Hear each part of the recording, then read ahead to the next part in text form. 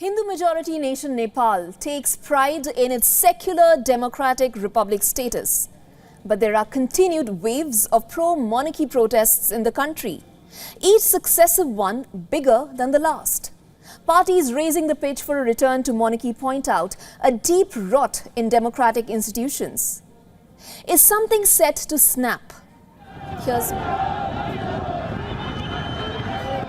one of a long line of protests against the government demanding restoration of the monarchy, a Hindu nation, and abolishment of the federal system. Those are the demands. The rallies have grown larger and more vociferous over time.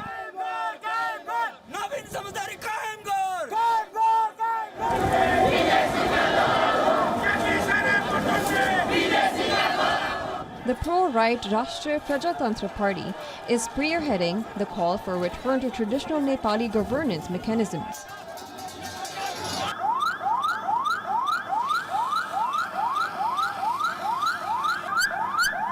We have come together here today against the republic system, against the federal system. Our main agenda is to establish Nepal as a Hindu country. We have come forward to the public saying that the king is necessary to unite Nepalis together in a single thread. It boils down to a large degree to what many sections see as misgovernance and maladministration by Nepal's political elite going back the last 15 years. Nepal has had all of 13 governments since the monarchy was abolished in 2008. Many Nepalis believe elected politicians are more interested in power play and patronage than addressing their problems.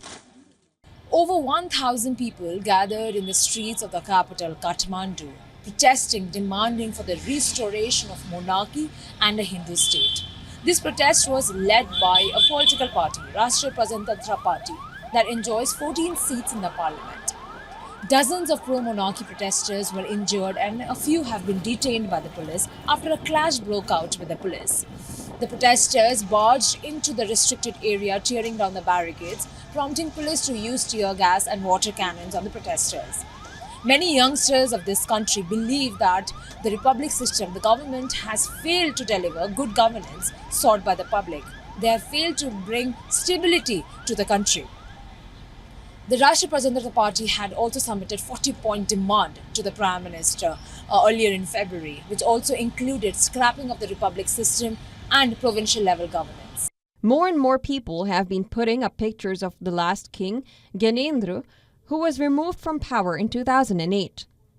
And they want him back, saying that the monarchy will protect Nepal from pulls and pressure from India and China.